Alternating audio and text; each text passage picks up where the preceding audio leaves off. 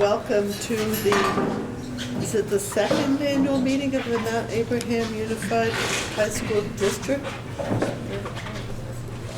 Third? Or third? Second or third?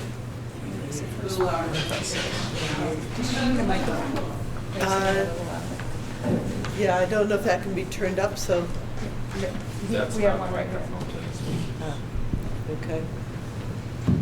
Hard for me to talk, take notes, and do things at the same time. But if anybody can hear at any time, whether I'm speaking or somebody else is speaking, please put your hand up so that we know that everybody who wants to speak can be heard, because that's important. I'm going to begin by reading the warning. This is a warning for the annual meeting of the Mount Abraham Unified School District of Bristol, Moncton, Lincoln, New Haven, and Starksboro. The legal voters of Mount Abraham Unified School District, consisting of the towns of Bristol, Lincoln, Moncton, New Haven, and Starksboro, are hereby notified and warned to meet in the large cafeteria of the Mount Abraham Union Middle and High School in Bristol, Vermont, on Tuesday, February 25th at 2020 at 6 p.m. to consider and act upon the following articles 1 through 9, and to discuss the articles to be voted upon by Australian ballot, articles 10 through 11. Now, usually at the beginning of the meeting, I'd like to have the board members present introduce themselves. Also, we're asking that people who come into the meeting sign in that you're here and what town you are from, so we have an accurate record of who came to the meeting. And when people speak, please say your name and town, even though I may know it and the board members may know it. But this is being recorded for the local community television, and also for people who are not here, and so this will help make things clearer. It will also make it easier for the clerk to take minutes. So, and then as another preliminary matter, are there any people here who do not live within the district and who have a reason to need to speak at this meeting? Okay, so we're going to start over to my left with Kevin Hansen, and would you please introduce yourself and the town that you represent? Hi, I'm Kevin Hansen. I'm from Bristol. I'm Sarah LaPearl, and I'm from New Haven. Alison Sturgeon, Bristol. Caleb Elder, Starksboro. Liz Sayre, Bristol. Bella Perrier, Bristol. Dawn Griswold, Moncton. And Patrick Green, Superintendent and Lincoln resident. Okay, and I am Pam Marsh. I'm your previous year's moderator from New Haven. The first item on our agenda is Article 1, which is to elect a moderator who shall assume office immediately and serve a one-year term or until the election and qualification of a successor. So, yes, sir. I move that we let Pamela Marsh do the job. Okay, and I need to get your name and town. Oh, excuse me, my name's Robert Bernstein, I live in Bristol. Okay, and is that motion seconded? Yes. Simone Scarrett, Bristol. And thank you. So it's been moved and seconded that I be elected moderator. Are there any further nominations for moderator? Hearing none, we'll take a vote. All those in favor, please say aye. Aye. All those opposed, say nay. All right, I guess I am re-elected as your moderator. Then we have to elect Article 2, to elect a clerk who shall assume office on July 1, 2020, and serve a one-year term or until the election and qualification of a successor. The current clerk is Karen Wheeler. And I don't know if you are wanting to be re-elected or not, Karen. No, thank you. I would like to nominate Jennifer Willey to be the clerk going forward. I thought you might. Is there a second to Karen's nomination of Jennifer Willie? I'll second. Chris Pearsall, Bristol. Okay, Chris Pearsall, Bristol, second. Are there any further nominations? Hearing none. All those in favor, please say aye. Aye. All opposed, say nay. Congratulations, Jennifer. Article 3 is to elect a treasurer who shall assume office on July 1, 2020 and serve a one-year term or until the election qualification of a successor. The current treasurer is Barb Torian, who is sitting in the back. Barb, do you wish to stand for re-election? I'm happy to serve again. Okay, are there any other nominations for treasurer? You can nominate yourself, that's perfectly legal. Is there a nomination? Would somebody else like to nominate Barb for treasurer? Yes. Alderman Lincoln, I'll nominate Barb. Okay. And is there a second? Brenda Tilburg, Bristol, second. Okay. Are there any further nominations for the position of treasurer? Hearing none, we'll move to a vote. All those in favor of re-electing Bob Torian as treasurer of the district, please say aye. Aye. All opposed, say nay. Barb is also re-elected to her position. Article 4 is to establish the salaries for the elected officers of the district. They are listed on page 48 of your report. That's just for information. Is there anyone who would like to make a motion with respect to Article 4? Yes, Mr. Bernstein from Bristol. Yes, Robert Bernstein from Bristol. I move that they remain the same as last year. Is there a second? Alison Sturgeon wrote a second. Okay, thank you. Is there any discussion?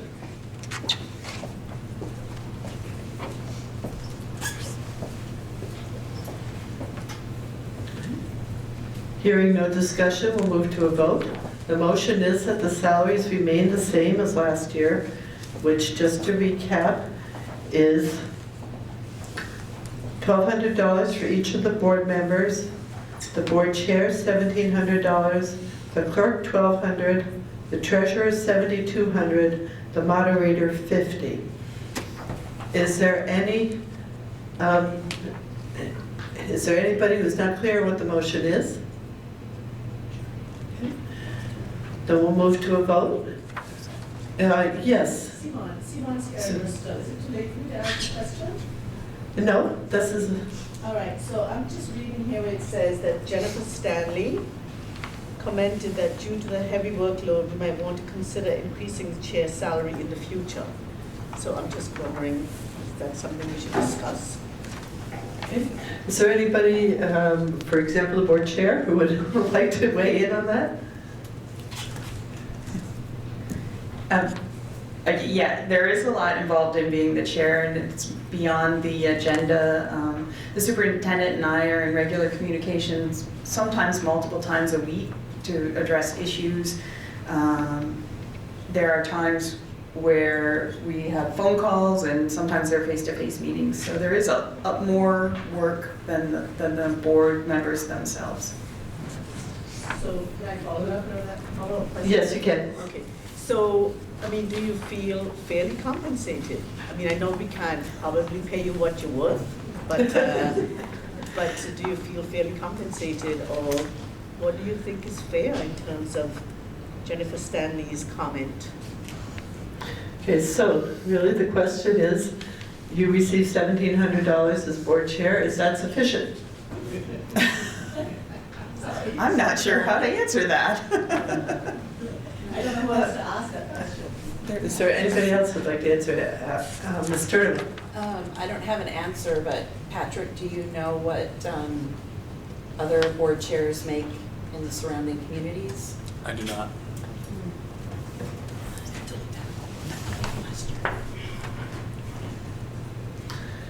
Yes, Mr. Olson from Starksboro. From Starksboro, I mean, I've been on the board myself, you know, you do a lot of work. I know that when I was on the board, it was basically, you know, we're volunteering. You know, any salary that you do have, you either take it or you put it back. But I remember it was basically a volunteer position, and I was happy to do it. I don't know how the board members feel, but if I were on the board, whatever they offer is fine. We got enough issues, I think, with that. I think it's, you can ask them, but I think it's sufficient. It's a volunteer. Does anybody else want to comment on that?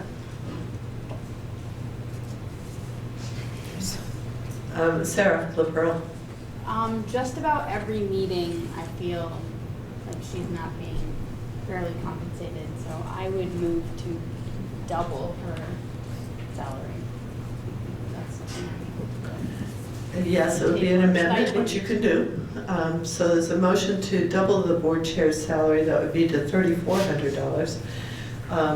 Is there a second to that motion?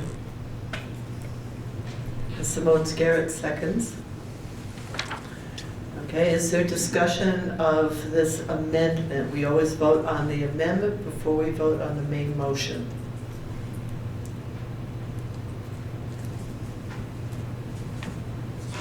I'm just wondering where that Yes. extra money would come from. It would have to be found somewhere in the budget.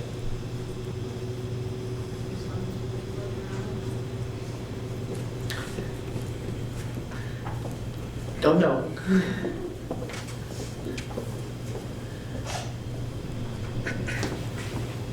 Anybody else want to hear it? Yes, Mr. Kevin Kevin. Hanson, Bristol. I certainly appreciate the motion. Instead of doubling her salary, I would like to consider giving the chair 2 times what the regular board salary would be. So that would be $2,400. Okay, so Ms. LaPearl, procedurally, would that be a friendly amendment that you would endorse? Okay. And Ms. Garrett, do you consider that to be a friendly amendment that you would endorse? Yeah. Okay. So the motion currently before is to make the chair's salary $2,400, which is twice the salary of other board members. Okay, Mr. Boughton from New Haven. Are we voting on an amendment, or are we voting on the? You'll always vote on the amendments first before you vote on the main motion. Great, thank you. Okay. Is there any other discussion of the amendment? So the amendment before you is to raise the salary of the chair to $2,400, representing twice the salary of other board members. Does anybody have any questions about what we're voting on? All right, all those in favor, please say aye. Aye. All those opposed, say nay. Nay. Okay, there's a scattering of nays, but the ayes clearly have it, so the motion is passed. So, the main motion is now to have the salaries as last year, except the board members would each get $1,200, the board chair $2,400, the clerk $1,200, the treasurer $7,200, and the moderator $50. Does anybody have any discussion on the main motion? All right, we'll proceed to a vote on the main motion. All those in favor of approving those salaries as stated, please say aye. Aye. All those opposed, say nay. The ayes have it, and the amended Article 4 is passed. So Article 5 is to hear and act upon the reports of the school directors and officers. And those are contained in your very colorful book that was made available tonight by web and by inquiry and from download from online. So, last year we had quite a lively discussion about this issue, and I wonder if there's discussion, if it's specifically around the budget, I'd like to defer it until we get to discussion of the budget items. But if it's around other aspects of the report, let's have it.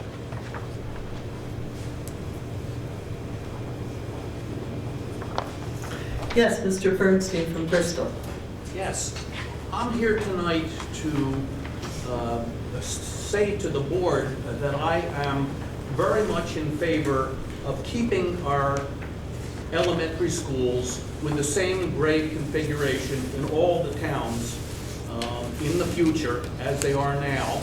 And I want you to hear that from me when you can see it from me, rather than me writing letters to the editor trying to explain why I think that's the best. I'm happy to discuss that, but what I really want to emphasize is only that one point, that I think that does better for all of us than anything else we can figure. Now, I know you have a difficult task to make that happen, and I want you to make that happen. That's why I've come tonight. Thank you very much. Okay. Thank you. Does the board, anybody from the board or superintendent wish to respond to that in any way?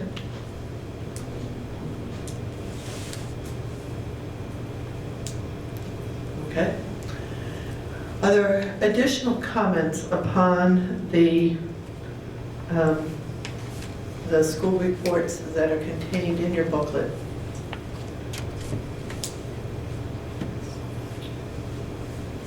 Yes, Mr. Olson. I appreciate, Mr. Bernstein bringing that up. I think it's obviously, a pretty important issue that's going to be thought about and discussed over the next year. And I appreciate the notion that maybe I haven't seen it. It's there, but that's an important consideration. I think that's the type of thing that I think I would like to see in a school report. Telegraphing to the community just what's on the plate, and so that they can express their opinion and think about it. So I'm not being critical of the report right now, but that certainly is the type of thing that I think should be included in a report. Additional comments, yes, Ms. Pearsall. I would encourage everyone who has an opinion about school configurations and the future of this district to come to the community engagement committee meetings that the district has been diligently putting on to get feedback from the community and share information with the community. If you have an opinion, you need to show up and help find a solution and not just give decisions to the board.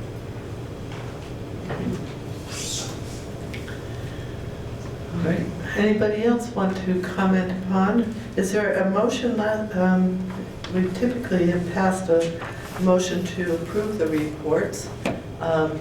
Last year, the reports were specifically not approved. Is there a motion to approve the reports? Mr. Bernstein. Accept the reports. Okay. Mr. Bernstein of Bristol moves that we accept the reports. Is there somebody who will second that? Second. And you are? Dave Sharp from Bristol. Dave Sharp from Bristol. Thank you, Dave. All right, it's been moved and seconded. Is there more discussion about the reports contained in your volume? If I don't see you on the side waving your hands, just, if you need to just speak up. Yes, Ms. Garrett. I just have a question. I don't remember why the report was not accepted last year. question number one. And question number two is based on the rejection of last year's support. Last year's report, were there any changes made to accommodate those objections? To the first question, the minutes reflect that the reports were rejected because they had inadequate information about the budget. So I think we could have Ms. Griswold reply to the second question.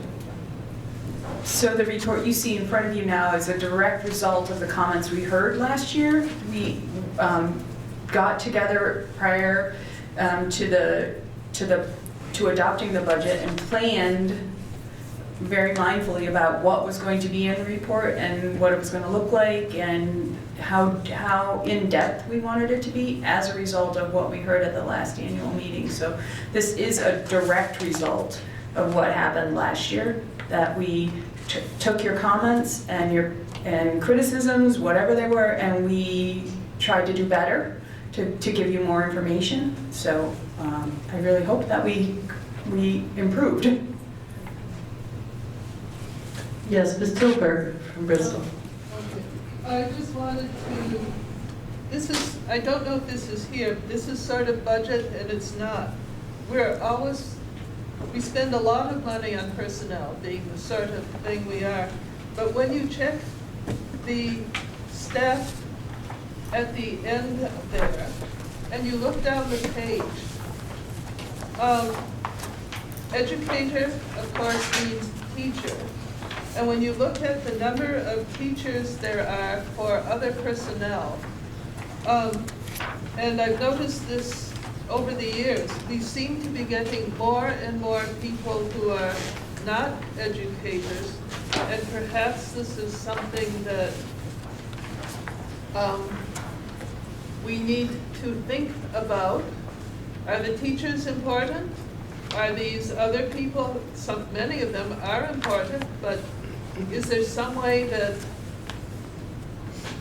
would seem that perhaps a half and half ratio would be reasonable, but there seems to be even more than half of the people who are not listed as teachers. They're listed as assistants, as, well, of course, principals, nurses, custodians, all of these other people. And so it would seem that perhaps sometime we might start thinking about what sort of people do we need to pay for. In the science department, I'm planning to leave at the end of this year, and that will leave exactly one half-time physical science person. We're not planning to hire another one to replace me. Other people will be taking over the chemistry. We can't expand the physics. We don't have another physical person to teach physics. And it concerns me that we're, the ratio, where we are spending the money on personnel. Thank you. Is there more comments on this report? We will get back to more budget comments later. But yes, sir. Yeah, you with the blue, blue lid. My name is Rob Backlund. I'm from Lincoln. My wife and I moved to the district. This is January last year, so we're sort of new. But as far as the report goes, I've been really pleased at the transparency that the school district has shown in the last calendar year. All you have to do is open up the Addison Independent to realize that our neighboring districts, it doesn't seem like have been as transparent, according to letters to the editor. I don't know if that's the case. I would advise Superintendent Reen and the school board to continue to be as transparent as possible, to make reports like this as public as possible, whether it be a website link, whether it's on a Google Drive, whether it's a paper report that's put in general stores, post offices, whether or not the school board has a Twitter account, I don't know, but any way, shape, or form, you can get this type of information out to the public, I think is time well spent, because I know coming down the road, challenging conversations around our budget and the future of the school district will continue to happen, and when people can see the numbers, can see the facts, have access to them. I know that helps slow down the rumor mill, the anger mill, the yelling at each other mill, and pitting towns against towns, and community members against the just general foundation of supporting education. Thank you. Are there more comments about the reports? Okay, it's Carol, right? Yes. Say your full name and your town. Carol Eldridge, Bristol. I'd like to see something about the technical center and how many of our young people are going there. But I didn't see anything in this report, so perhaps in another year, we might find out something. I know they put out a report, their own booklet, but it would be nice if there was something in here. Okay, is there anybody who does know, just for those present in the meeting and those who might watch the meeting later, how many Mount Abe students are attending the Patricia Hannaford Center? Okay, Mr. Reed. Sure. Patrick Green, superintendent. I don't know the specific number, but in conversations with the director of the Career Center, the number of students from Mount Abe attending now versus previous years has gone up considerably. I couldn't tell you what percentage it's gone up or the numbers of students. But I know, Kim, you've been involved in the Career Center for a while. Is that your understanding as well? Yes, and Kim Farnham from New Haven.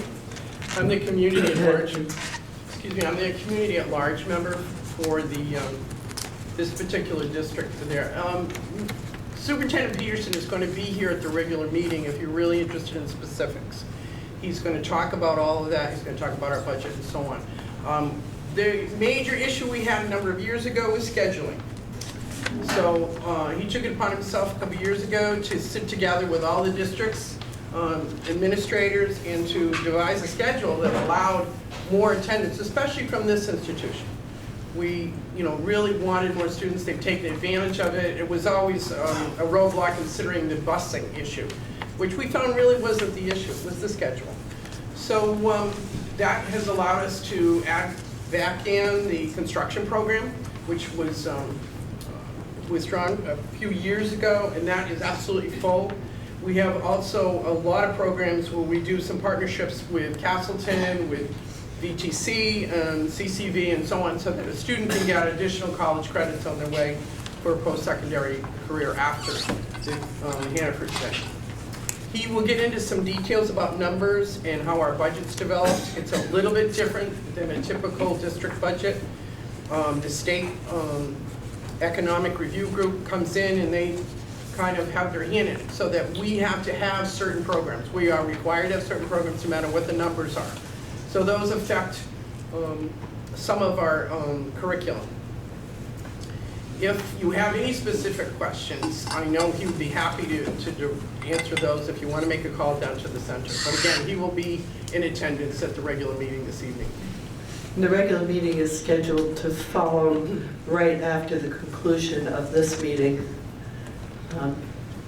Okay, is there any other? Oh, yes, Mr. Sharp. So I was looking through the report trying to find the delineation that Ms. Tilburg referred to between academic teachers and non-teaching personnel, and I could not find it. Perhaps she could help, or someone on the board could help. If you look at pages at the end of the report, 51 through 58, you see the listing of all the district staff members. I do.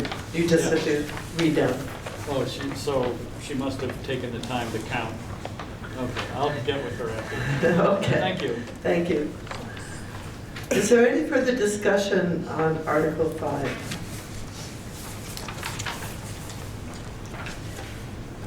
If not, the motion on the floor is to adopt the reports of the school district officers and directors. All those in favor, please say up. Yes? Is it, are we approving or are we accepting the report? Actually, I think your motion was to approve, was it not? I think I said I used that word. Yes, I did. Approve, okay, Mr. Bernstein. Okay. So, the motion on the floor is to approve the reports of the school directors and officers that are contained in your budget book. All those in favor, please say aye. Aye. All those opposed, say nay. All right. Article 6, and we have to do this each year because the state says we do. To authorize the District Board of Directors to borrow money by the issuance of bonds or notes not in excess of anticipated revenues for the fiscal year 2020 to 2021 per 16 VSA Section 562(9). So moved. Okay, moved by David Sharp of Bristol, and is there a second? Herb Olson of Starksboro, seconds. Is there any discussion of this? Okay. It has been moved that the article be passed as written. All those in favor, please say aye. Aye. All those opposed, say nay. Article 6 is approved. Article 7 is to discuss the articles to be voted upon by Australian ballot, which is Article 10 and 11. So let's start to try to do this orderly. Talk about the establishment of the Education Reserve Fund first, which is Article 10, and then we will take up Article 11 when that discussion peters out. So, is there anybody who wants to start the discussion on Article 10? Anybody on the board, superintendent? In the audience? Yes, Mr. Sharp. So I would say, I read this over at home, I think this is prudent financial management. To have a certain amount of money set aside for emergencies. For example, last year, the shower in the boys' locker room completely self-destructed. And I'm sure the management had to find that money somewhere to deal with that issue. And to have a reserve fund to deal with certain budgetary issues unforeseen is a prudent thing to do. I also think to put all of the $750,000 in reserve fund is not so prudent, that a good portion should be used to reduce taxes to citizens. Is there more discussion? Mr. Olson of Starksboro? I saw him. I was just going to offer a bit of clarification. Okay, Mr. Reed? And then Mr. Olson. So the one piece of clarification I want to offer there is, so last year we created a capital reserve fund, which is specifically for capital improvements that would be needed on our facilities. So that's probably where money for the example that you gave might come from. This being an education reserve, and that capital reserve fund requires a vote of the electorate to pull money from for whatever projects it would go toward. This education reserve fund would grant the board the authority to spend the money out of, and it would address similar unforeseen expenses that are not related to capital expenses. So this would be a complement to the capital reserve fund, but effectively in terms of offering us an option to handle unforeseen things, it functions the same way. Okay, Mr. Olson. Speak really loudly. If you want the microphone, you can have it. I'm sorry. You want the microphone? Speak up. Oh, sorry. Okay. I agree with Dave around reserve funds. I think they're a useful tool. Starksboro town uses them for a bunch of different purposes, and I think they're fine. The only question I had, though, is that the explanation had to do with unanticipated expenses, but I see in the warning that the board has discretion to allocate funds for both unanticipated and anticipated expenditures. And I was curious as to the rationale for including anticipated expenditures as something that could be the fund could be used for. Okay. Is there somebody on the board or superintendent that want to answer that? Dawn? So some of the reason was, I'm sure you've heard over the last year, there's been a little trouble with the health insurance and making sure that the parties that administered it correctly, and so we're sort of in this catch-up. We had that going on. And then we are now going to be subject to the state-approved plan that comes kind of off. It's fiscal. We go in fiscal year, they go in calendar year, so it sort of hits us so this is sort of what we were thinking. If that hits us and it happens to hit us harder than we're expecting, maybe we should cover our bases with sort of anticipating but not anticipating that. You know, we don't know what's going to happen with the health insurance, so we hope that it's all going to be fine, but there is a chance that it'll hit us harder than we realize. Mr. Bernstein, I'll come back to you, Mr. Olson. Well, in regard to your question about anticipated and unanticipated, it seems to me that the way this article is worded, that the anticipated and unanticipated expenditures has to do with the $750,000, not with the establishment of the new fund. It just says that they have the discretion to allocate such funds for anticipated, unanticipated. That's just a statement of fact, rather than a discussion of how the funds are going to be used. And will you guys correct me if I'm wrong? Superintendent Reed. I think when I think about the anticipated versus unanticipated, the unanticipated I think makes sense to everyone. The anticipated, really, as I think about it, by way of example, let's say we have this $250,000 and it's been there for a couple of years and it hasn't been needed. It's great to not need these reserve funds, because that means we've been able to predict well enough what funds we would need to build into the budget. And let's say we're in a really difficult budget year, which we anticipate for the foreseeable future, and we still have textbook needs. And maybe this one-time textbook need, we could use money from this fund. That might be an anticipated need that could come from this fund, that we wouldn't need to add money to a budget. That might mean we need to eliminate a position from our schools to fund the textbook purchase that we'd like to make. So it's a way to offer a tool for perhaps an anticipated need that can help us balance meeting student needs and having the proper supplies and materials that we need to do that. That's an idea that comes to mind for me as I think about an anticipated need. I think the language here, given that this is intended to be a tool to address a variety of needs that are mostly intended to address the unanticipated, but has the potential for some anticipated, to not limit the board in being able to take care of needs and using this tool to do so.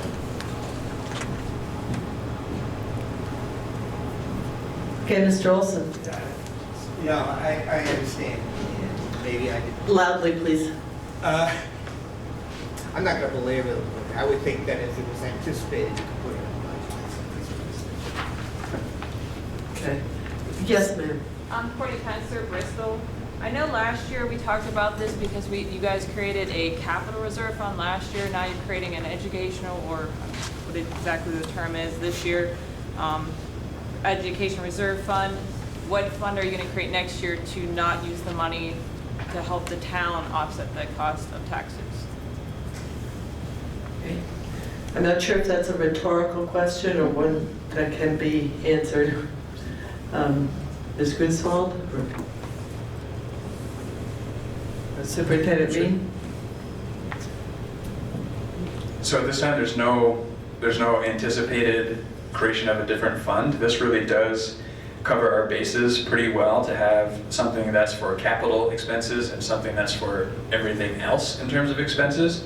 Having said that, the reality is at this time last year, we didn't anticipate creating this education reserve fund. So I think that's important to know.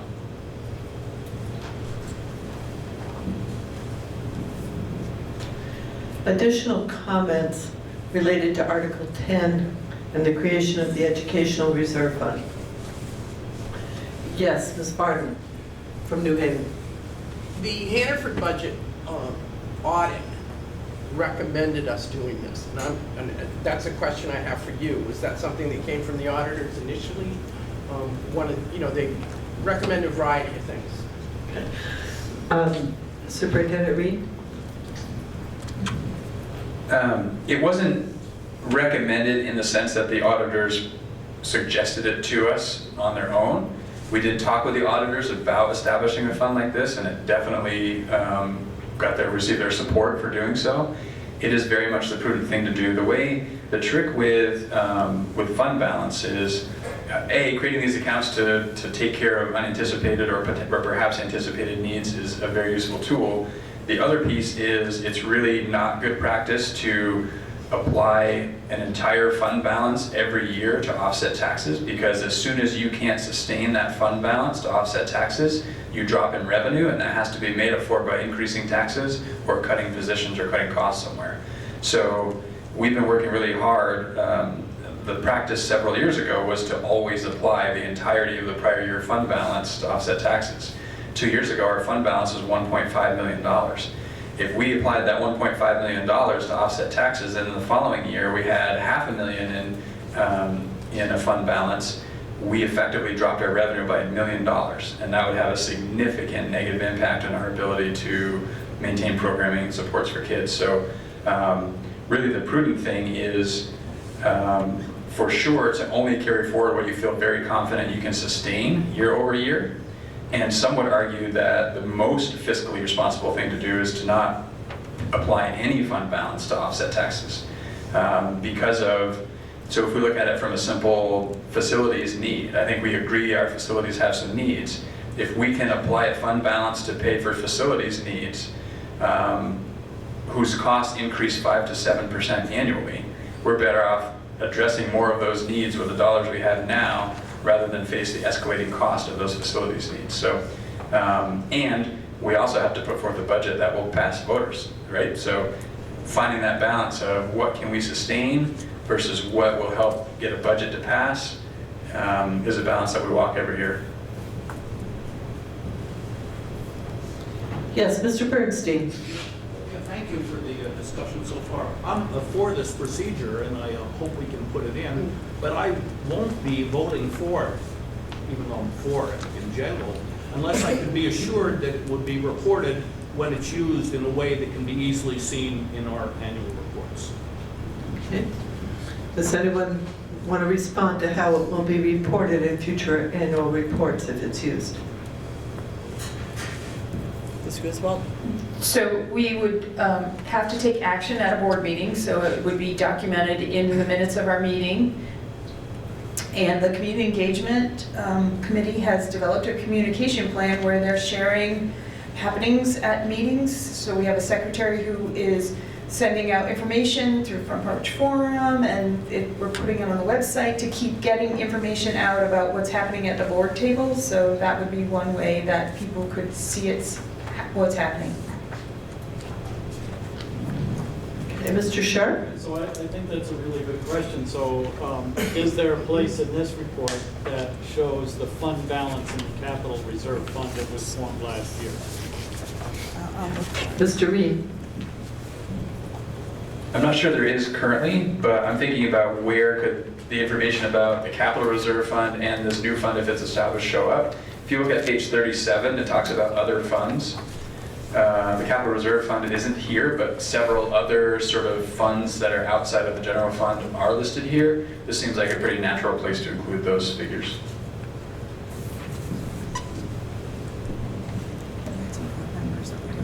Yes, were there other board members who wanted to comment, or other people in this direction? No. Okay. Are we? Yes, Ms. Torian. I think it would be very prudent to be showing all of the funds that the school has in the financial documents. So that would. You agree that page 17 would be a good place to put it, or in a similar report? As long as it's obvious how much money there is and where it's being spent. If it goes on that page, that seems a likely spot. but I think it's important for it to be shown. I think the board has heard your comments on that. Ms. Sturgeon. In the, on page 36, I guess, at the very end, it says building improvements, and that's the $1 million fund that we have in the budget. Is there some way to create something like that to put? I know it's not revenue or expense for the capital fund, reserve fund, or the education reserve fund, but these other funds are different than the reserve funds. And maybe it would be more helpful to delineate that even further. Maybe even on the page 31, where we have the roll-up of all of the information into expenditures and revenue. You could have maybe even just a separate table, capital reserve fund and education reserve fund, so that it's immediately visible and transparent and people don't have to dig for it. Just a thought. I assume the board is hearing these comments and we'll take it into. Yes, and Chair Griswold is writing them all down. Yes, sir. These funds are delineated in the annual report, which is available on the website. And looking at the audited, I'm sorry, they're in the audit that's available. And looking at that, it's a number of pages. To add that to the annual report it becomes static, or it becomes information. We can absolutely add it. It's not a big lift, but that information isn't difficult to gather.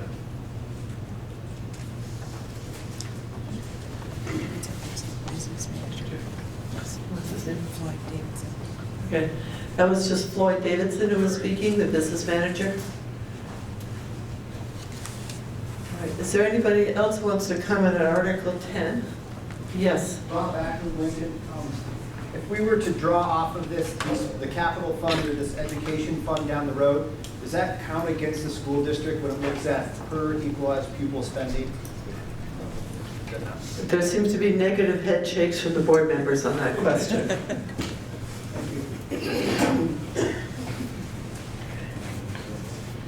All right, we're ready to move on to Article 11, the budget. I see there's a slideshow lined up. Yes, Ms. Scarrett. Just one more question. So if this $250,000 in this year's education reserve fund is not spent, then it just stays there for next year? Yeah, Superintendent Reed. Or whatever portion of it is not spent? So I guess I thought I heard your question differently the first time, and now as I'm thinking about it, I hear it differently. So let me answer both questions you just asked in one. The first question I thought I heard was, what happens if this article is not passed? No. My question was, what happens if these funds are needed? Right, so then it would stay there. Okay. Yeah. And perhaps draw interest, so it would grow slightly over time. I think it's important to answer the first question that you didn't actually ask also. I think that's good information for people to have. If this were not to pass, that $250,000 would automatically go to offset taxes next year. The impact would be around $20 per 100,000 of assessed value.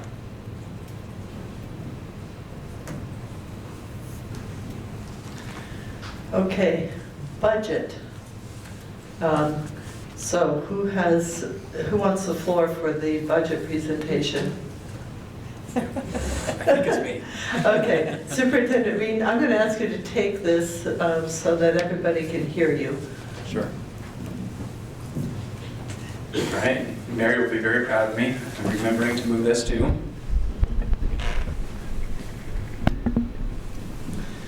So this is sort of an abbreviated version of a presentation I've given a few times this year as we've been building the budget.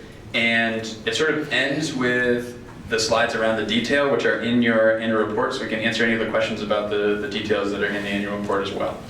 This will sort of set the context for those detail questions. So in thinking about building this budget, there are a number of things that we were trying to keep in mind, and a lot that we learned this fall through our community engagement events that were shared earlier. And something that we learned this fall were really a lot more about what are our community values. And these are the community values that surfaced through the variety of engagement events this fall. So those are very much in our minds as we're building the budget. Additionally, we have our ends policy, which is really sort of the board's way of saying this is what we want to achieve for our students. And in addition to that, we're keeping in mind our strategic plan goals.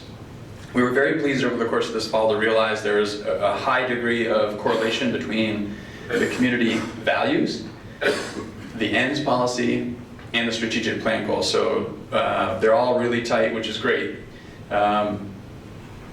And so as we think about building the budget, we also need to think about how do those all translate into what we would think of as a vision for our schools. So this was an attempt I made to sort of draft in just sort of straightforward terms, what might a vision for our schools be, given what we learned over the course of this fall? And so I think we agree that we want all students to achieve at high levels academically. I also think that we want all students to be physically, socially, and emotionally healthy and happy. I also think that we want students to feel welcome and safe in our schools and our community. And we want our schools and community to partner closely to provide students with flexible and authentic learning opportunities. I also think we want our schools to be a place where innovative, collaborative, and highly engaging learning happens in clean, light-filled, modern, energy-efficient, well-maintained facilities. Places where educators feel personally and professionally satisfied by their work in a stable, well-staffed school with a robust system of supports for professionals and for students. So that's what I think of when I think about what I heard from the community this fall, when I think about the work that we spent 3 years on and building our strategic plan, and when I think about what our ends policy says. And so this budget that we're going to dig into with the details supports that vision and those community values and those ends and those strategic plan goals by maintaining strong multi-tiered system of supports with emphasis on supporting core instruction. That's where our best prevention happens, at that core level in those core classrooms. It also maintains programming for students, resources to support the strategic plan. It keeps a robust facilities budget to continue to make improvements. We've gotten a lot of positive feedback on some of the improvements we've made, in particular in this building. We want to keep that going. The building has needs. Those needs don't go away and they don't get any cheaper. So this budget keeps those dollars in place to take care of that. And it also maintains staffing to provide in-house, job-embedded professional development to educators, which again, we've had great feedback on over the course of this year. So as we dig into some of the details of the budget now, I think it's important to start with the target the board set in October. So the budget building process is an adventure in the state of Vermont for schools. We start building the budget really in October with lots and lots of predictions. We're predicting the number of equalized pupils we have. We're predicting what the tax rates are going to be. We're predicting what the threshold is going to be. We're predicting what the yield is going to be. Every single figure we could possibly think of is a prediction in October when we're trying to get a sense of, if we make no change, where do we anticipate we'll be in terms of our spending, in terms of the spending threshold, etc. So we presented a few different scenarios in terms of what our equalized pupils may be. And in October, the board's target was use the more conservative estimate for equalized pupil and don't exceed the spending threshold. So the spending threshold is a figure that's set by the state. It's a cost per pupil. If we exceed it, there's a dollar per dollar tax. If we're $100,000 over the spending threshold, we pay the $100,000 in taxes and we pay a $100,000 penalty. The board's perspective, my perspective, is our community is not interested in paying any dollars in tax penalties, and that's what led to that target that was set in October. It's also important as we're thinking about budget building, because budgets are based on equalized pupil now, and equalized pupil are largely driven by the numbers of students we have. It's kind of a combination of the numbers of students and the needs of students. Numbers is a little easier to quantify than need. This is our enrollment information for the past several years and projecting out a few. And you can see here that there's been a pretty steady decline. The orange represents the lowest enrollment we have recorded. Red represents the lowest enrollment that we might be projecting. So we are anticipating, although there's maybe a bump at one point, up in the positive direction, the trend is downward for who knows how long. So part of where that moves then to is, so we have the total number of students we have, but really what's the impact on class size? That's really where it starts to become more concrete for people. What are our class sizes? And people can imagine what that looks like or feels like in a classroom. So as we start talking about class sizes, it's important to know that we have these class size guidelines that help us understand what do we deem as acceptable or unacceptable in terms of those class sizes. So these are guidelines that have been created and they've been used for years. And you can see, based on the grade cluster, what the minimum average, the optimal average range is, and the maximum average. These are derived in large part from the education quality standards, which are a set of rules that come out of statute to help schools understand what sort of appropriate staffing levels, et cetera, might be. On the next slide, you're going to see a column that pulls this optimal average range out and shows that side by side with our class size in MAUSD. And so you can see that optimal average range here. And so you can see over time, we have different methods of collecting data over time, so it's a little hard to make an apples to apples. But this gives you a sense of where our class sizes are. So this is the year we're in now, FY20. And this is as a result of the changes made for FY21, where we would be. So if we look at FY21, you can see that we are within, in some cases toward the upper end, with the 19 and the 18 here, of that optimal average range. And you can see at the secondary level, we're below that optimal average range. The challenge at the secondary level is, oftentimes when you're reducing staff at the secondary level, you're running the risk of reducing program offerings as well. So finding that balance of having appropriate size classes, right? Because there's a pretty direct correlation between, small class sizes are more expensive than large class sizes is sort of the bottom line. And as we face really difficult budgets, that's something that we have to pay attention to. And the other thing we have to pay attention to is what are the program offerings that we have? And we want to maintain a robust breadth and depth of program offerings. So that's lower than the low end of the optimal average range, and we know it, and that's the reason why. So then questions sort of surfaced around some more specifics. So this is looking at just the elementary schools here now, so Beeman, Bristol, Lincoln, Moncton, and Robinson. Looking at the number of classrooms we have in the current school year compared to the number of classrooms proposed for next year. And then you can see what's the range of the class sizes currently compared to the range of the class sizes next year, and then what the average class sizes are currently and the average class sizes next year. So that gives you a sense by school what's the impact of some of the changes that we're talking about. And so you can see, the average class size this year ranges from 15 to 20, depending on what school you're looking at. And that range next year goes to 16 to 19. So we've kind of closed that gap in terms of average class sizes across schools. One could argue there's an equitable aspect to that, right?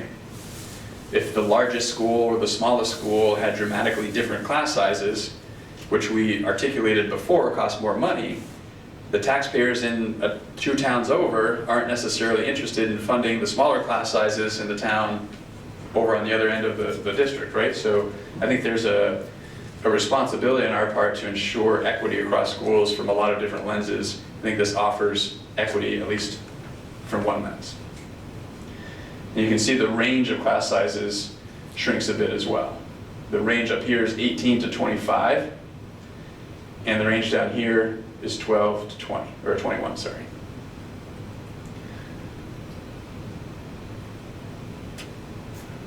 I'm going to go into the high school next, which is a totally different world. So I can answer any questions here before we go there. Are there questions at this point, Ms. Garrett? I just had a question about the previous slide, about the optimal average range, and optimal for what? The kids benefit, the budgets benefit, I think optimal as defined in the education quality standards.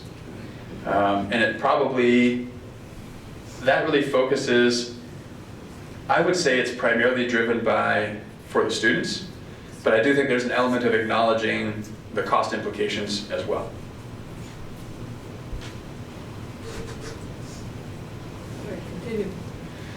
All right, so looking at the high school, took some liberties here to try and create categories that kind of make sense. So this does combine some departments. So it's not as, the department structure at Mount Abe doesn't look exactly like this, but I think this put it in kind of appropriate buckets for people to understand what the impact is going to be. So at the high school, there's a reduction of one science teacher and a reduction of one social studies teacher. So where you see what is currently 42 sections going to 36 and another 42 to 36, that's that reduction that we're talking about. And you'll see that the other section numbers are staying the same because those sort of departments aren't experiencing a reduction in staff next year. So you can see again what the class sizes are. So here's the average this year, the average next year, some go up, some go down. What you can see the direct result of the one less science teacher, one less social studies teacher, in terms of the average class size, they go up by 1. And you can see quite a range. And again, the range tends to be wider at the secondary level because if we want to offer a range of AP courses, there may not be lots of students that are ready and able and willing to take on the rigor of an AP course. But to run it, we may need to have a course that runs with 7 students in a section. So that does draw down, it increases the range, it decreases the average, it has those effects. But we know that those are kinds of programs and offerings that we want to make sure that we're sustaining as long as we can. So we sort of live with what that does to the range and the average class sizes.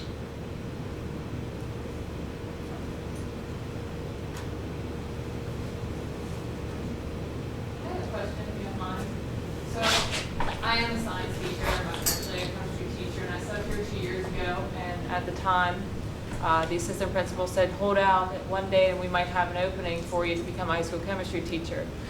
Unfortunately, I didn't stick around, which now I'm glad that I didn't, that I took a position at UVM teaching freshman level chemistry lab.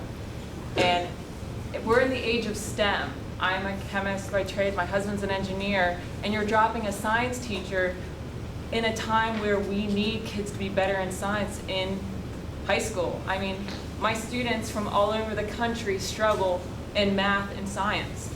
I have kids that cannot do algebra as 18 and 19-year-olds. I have kids that never took chemistry in high school in Vermont because their school didn't have it or the teacher wasn't qualified, and you're dropping something that we need. These kids are not doing well.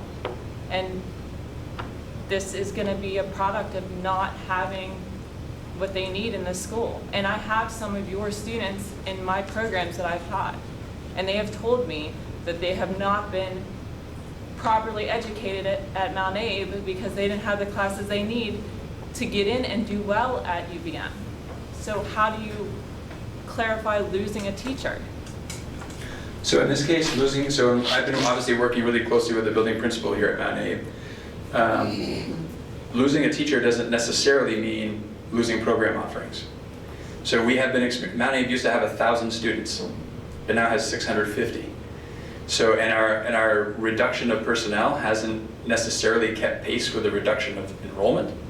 So we're in a position where we can take advantage of attrition that's been created by not filling positions. And it doesn't necessarily mean that we're decreasing program offerings. It may mean class sizes go up a little bit, as evidenced by this increase here, but it doesn't mean we're losing program offerings because we have one less teacher in science or social studies. If you don't offer AP Chem, which is the first year of college chemistry, and the students I've seen that have had the opportunity to take AP Chem as high school students significantly increase their chances of success in biology, chemistry, neuroscience, physics, everybody at UVM who has to take Chem 31 and 32. If they don't get that opportunity at a high school level to take AP Chem because their school does not have it, or their chemistry teacher isn't, able to do that, you have not given those students what they need for success. And more students, we're teaching more students now at UVM, and that's one school in the country than we've ever taught We had almost 1,200 students last semester, and we have 700 students this semester. Biggest classes ever. I've been there almost 2.5 years. And to be honest, I think we could apply a similar conversation across a lot of different subject areas. This happens to be around science. The reality is that you're hitting the nail on the head in terms of our challenge going forward. We are going to face really difficult budget years, year after year for the foreseeable future. Our challenge is not only, and I've said this a number of times in different circumstances, we aren't at a place where we can necessarily sustain what we're doing in terms of student outcomes. We have to get better at what we're offering our students and the outcomes that we're getting for our students. That has to happen. That's what motivates me most.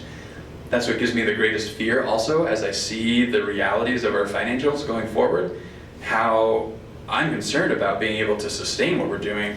I'm greatly concerned about our ability to increase and improve our offerings and our supports to kids. This doesn't lose in terms of what we're offering students, and I would agree, it doesn't increase what we can do. And the reason why I'm bringing this up is because my boss, who's the department head, told me any chance I get to go into schools, and I just had an interview at a school here to become a high school chemistry teacher again. I told them the same thing that I'm telling you, that our students are facing a crisis right now.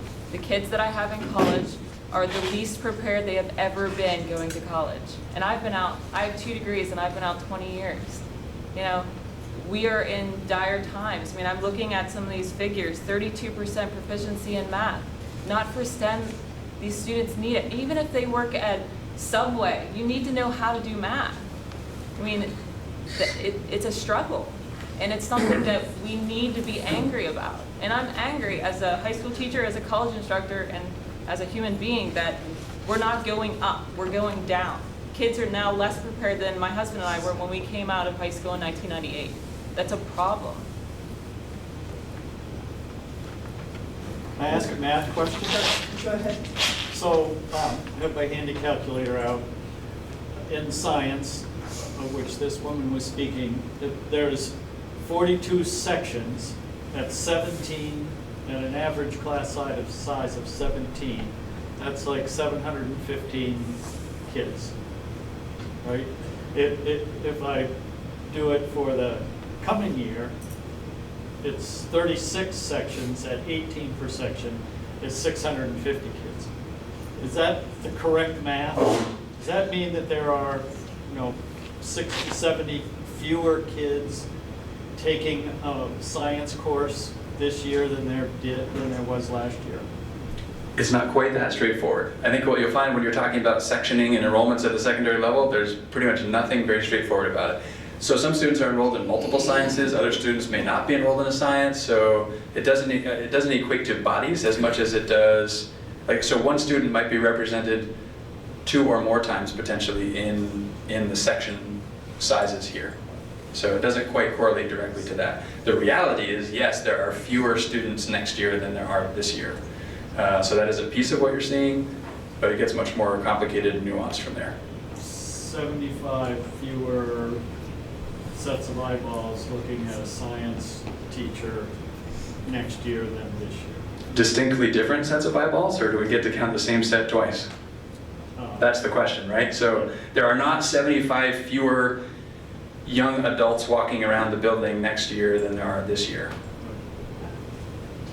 There's some number smaller. I couldn't pull that off the top of my head. It's probably in the 15-ish range, fewer actual bodies, maybe 20, walking around in this building. Mr. Bernstein. Just to follow up on that, David, if you do the same thing with social studies, it comes out exactly the same. So it's not just a science question. Yeah, I know that, but I was following the science. Yeah, I'm just pointing out that we're not all talking about science here. Right. The hours that it took to produce this from the people who work in the school looking at schedules was considerable, so I think that's indicative of the lack of sort of direct correlation to bodies and the complicated nature of how this is produced. I'd like to continue with the budget presentation. We can take questions at the end. Okay. So we talked about some changes here. We didn't really talk about them specifically, but you can see there's a reduction of a classroom teacher at Beaman, going from 5 to 4. Bristol is increasing by a classroom teacher. Lincoln stays the same. Moncton and Robinson each lose a classroom teacher. In addition to those changes, we have some other positions that aren't being replaced in the FY21 budget. So it's a total of 12.25 positions, FTEs, none of which required a reduction in force to achieve. So these are people who chose to leave for, personal circumstances, or chose the career change incentive that was offered. But this was us taking advantage of attrition in anticipation of some challenging budgets coming forward, and trying to do everything we can to not have to basically lay off or RIF people to get a budget to pass. And you can see for the school year that we're in, we had a budget that supported 4.65 FTE support staff and 1.6 special educators that we did not fill. In addition, going forward to FY21, we have these positions that we're not filling. We talked about some of them: secondary science, secondary social studies, the elementary classroom positions, and in addition to that, 2.0 support staff. So my message to all of my administrators is, every person who chooses to leave for some reason on their own, we have to ask ourselves really critically, is that a position we must fill going forward? Because it's much easier to not fill a position going forward than it is to reduce someone's position and they therefore lose a job, and the challenges that come along with that, and the climate and culture. So we're continually keeping our eyes open. And the reality is we have to fill positions. Not all positions are ones that we can take advantage of when we have attrition. So some of the impacts, so at the elementary schools, this does increase some average class sizes in some places, but it also decreases, most notably at Bristol. The average and the range of the class sizes does become more consistent, as we saw on that chart. The grade configurations may need to change, so when a school, in particular the size of Beaman, has one less classroom, it does create some challenges with the grade configurations in that school. As we continue to lose students and we have to face these fiscal responsibilities, those are realities that we have to come to terms with, and we have to figure out ways to make those work. And we're doing that. We've been working really hard at that this year. We'll continue to work hard at that next year. And this does mean that some of the teachers will need to continue to develop their ability to deliver instruction in those multi-grade classrooms. Multi-grade instruction is not something that's brand new at all. It's been in place in our district for a long, long time in different places, in different ways, and we're going to have to continue to just expand our ability to teach in those environments. At Mount Abraham, we talked about that slight increase in science and social studies, and it does not have an impact on the breadth of the science and social studies offerings. And overall, this does keep a high level of support for students who struggle, and our multi-tiered system of support for teachers and students remains strong. So as we start to kind of dig into some of the numbers specifically, this is a helpful graphic. I think there was a conversation earlier about we know how much spending goes into people. This is a way to sort of help with that. Many of these sections have personnel expenses, but this is a way to try and help sort of put spending into a few different buckets that might make sense to folks. So this spending really reflects the instructional programs. So this is salaries, benefits, professional development, tuition, etc., directly related to sort of the core instruction for students. Then we have our instructional support. This is where our media, curriculum development, coaches, instructional staff training, and outside professional services are happening. And then kind of working our way around, special education costs, school administration, our food service cost, athletics and co-curricular, facilities, transportation, debt service, technology, district administration, which includes all of our HRA costs for health insurance, all the insurances that we pay for, legal, audit, financial software, as well as the salaries and benefits for fiscal services, district leaders, and our expanded learning program administrators. So that just sort of shows you some different ways to look at where the dollars go in MAUSD. So now we're getting into some of the more specifics. So the budget that is being put forth represents a 4.71% increase in equalized pupil spending, even though the overall expenditure is an increase of 1.45%. So that's a reflection of I think it shows fairly controlled spending, and because of declining enrollment, that controlled spending still presents as an increase that's greater than our spending in our cost per equalized pupil.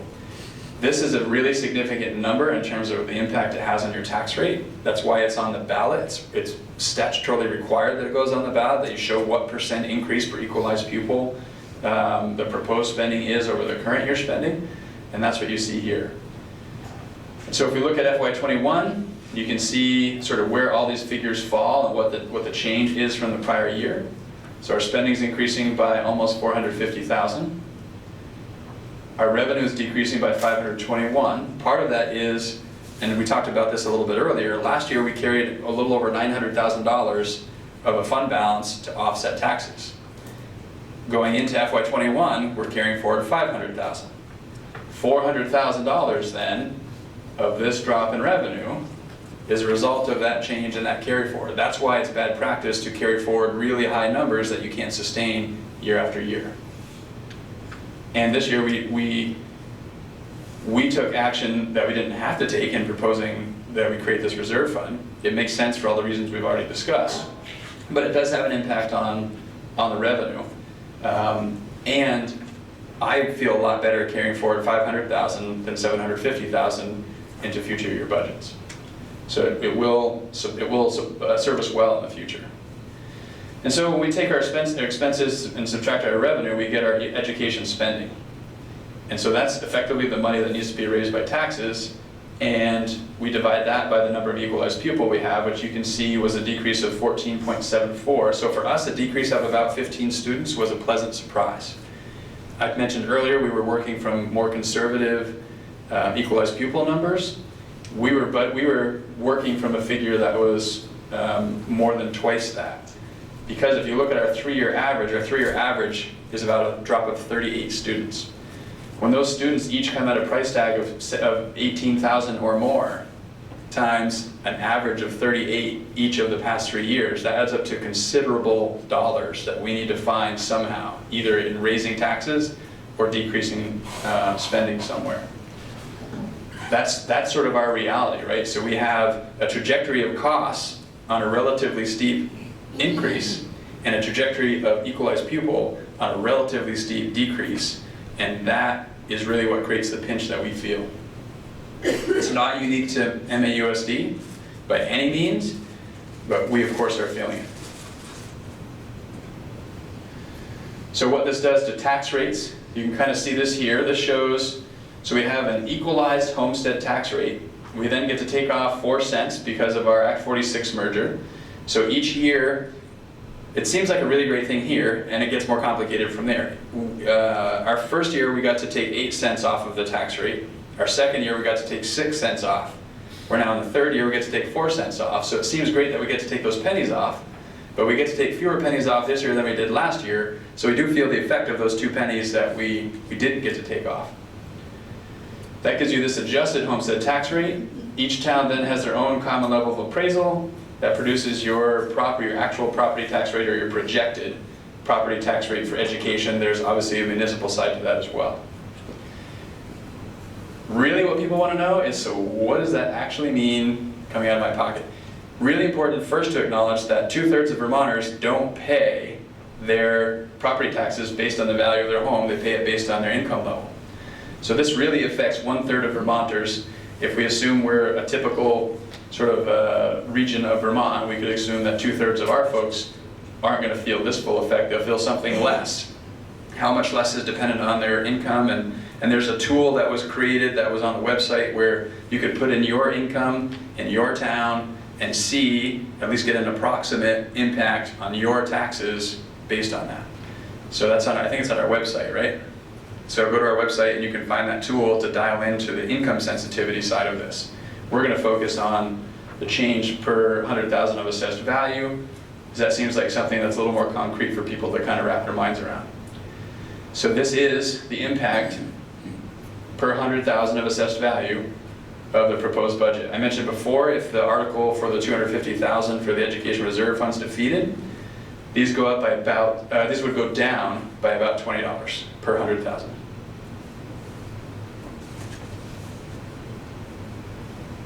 Let me stop there. See if there are any questions, and then momentarily we're going to dig a little deeper into the lines if you have questions about some of the lines that are in the annual report. Okay. Yes. Chauncey Levy, Bristol. A minute ago, you said, unless I misunderstood, 2/3 of the people in Vermont pay only on their income. So what you're saying is 2/3 of the people have income less than $47,000?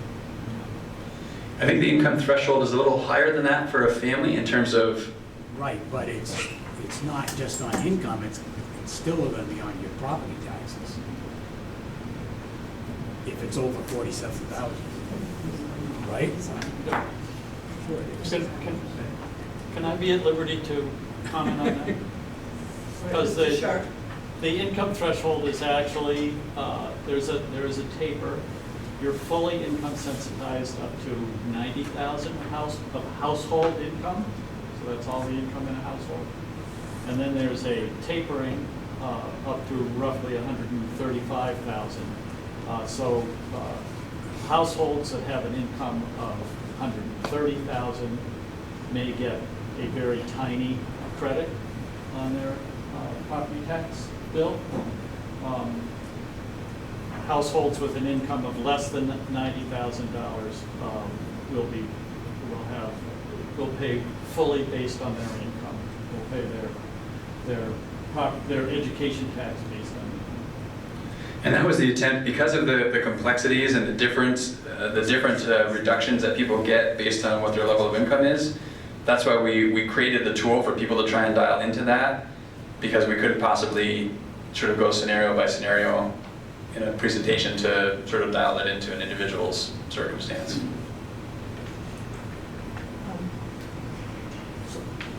Mr. Sharp. So I have a further comment. So you said earlier 2/3 of Vermonters pay based on income, and yet there's not a column based on income. And it's actually, a column would be fairly simple to say it's a 2.5% increase for those who pay by income. That column would be relatively simple. It would, if you're talking about 2/3 of our district's taxpayers, they would have a clear understanding. They could apply 2.5% to their income. They're all doing income taxes right now, and they would have a pretty good idea of what their education tax would be. And I find it, I've said this at a number of meetings, I find it really disappointing that despite the fact that 2/3 of Vermonters pay by income, no presentation that I've seen has anything about what income payers are going to pay, expect to pay year-over-year increases, or what their payment might be. And our attempts to do just that and to address that concern that you raised was to create this tool that we've made available so people can put their actual income in for the town that they're in and try to get that sense specifically for themselves what that means. Additional comments at this point? Yes. So you're talking about increase. I see fiscal year 19, there was a decrease of $1 million. The next year was an increase of $2 million, and now we're increasing again by almost $500,000. Have you guys looked at, besides losing some of the positions now that you're not going to fill, what other costs could you cut to bring your budget more in line than just keep increasing? Because I know as a household, you have a budget, and we can't go to someone else to keep asking for money if we decide we want to spend more. We have something set that we have to set for ourselves, and we have to make cuts ourselves if we decide that it's just not within our budget to do so. So what cost cuttings are you doing to not have to increase by $450 million or $450,000? So I think you raise a great point, and I think part of your question was, do we have these conversations about where can we realize these savings? The answer is yes, all the time. And we're doing that while trying to balance the kind of education that we want to provide, that we think we're charged with providing, and figuring out what do we think will get support from the voters to pass the budget going forward. So all of those things are basically from September through hopefully early March, maybe mid to late March if things don't go well.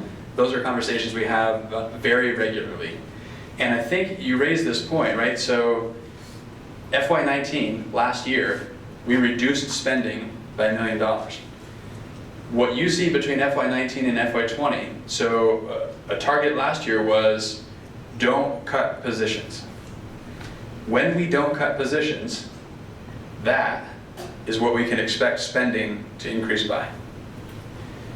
So if we assume that cutting nothing, making no change to programming, personnel, supports, etc., produces that kind of an increase, and we're looking at $448,000, I would propose we actually cut $1 million to $1.5 million effectively out of this budget.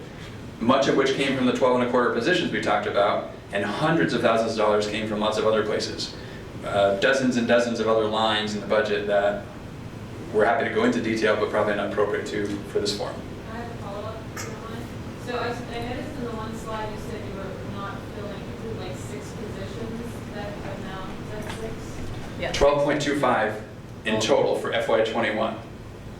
Oh, because you're counting the ones from 2020? Right, so those are positions that we didn't fill in 20 and aren't filling in. So these are in FY20 budget and not in FY21 budget. So if I look at it from budget to budget, these are in our budget now and are not in FY21, which is why I'm including those here.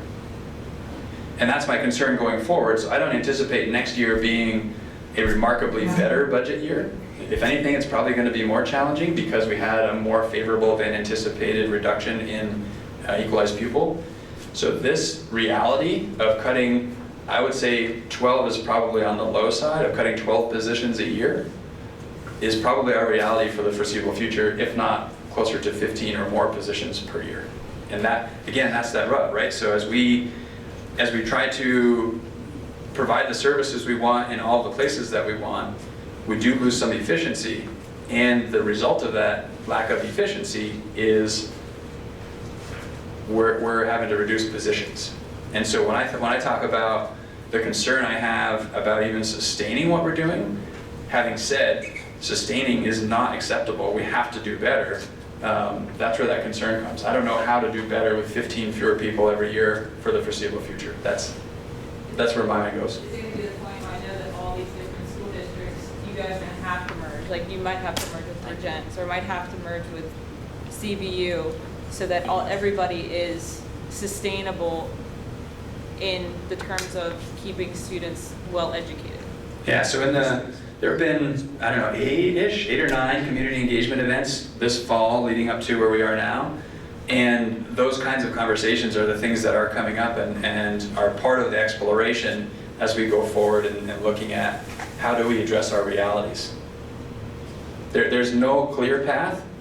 There's a lot of wonderings. There are different perspectives, different beliefs. It's emotionally charged, so it's not going to be easy going forward, but we have to figure something out so that we can keep a focus on improving outcomes for students. Yes, you have your hand up. I did. Mark Rickner, Moncton. It seems every year we are hearing the same stories, so I concur. Something has to change. You can't keep dropping 12 to 15 people in a school that's... Are we improving in terms of our test scores? Are we seeing an improvement based on all the consultants and people who aren't teaching, who are teaching the teachers? Have we seen a return on that investment? We're not seeing that return in terms of the ENDS monitoring report yet, given we've had a year. I would say you could look back a decade and our results have been relatively flat for that decade or longer. And they aren't dramatically different now.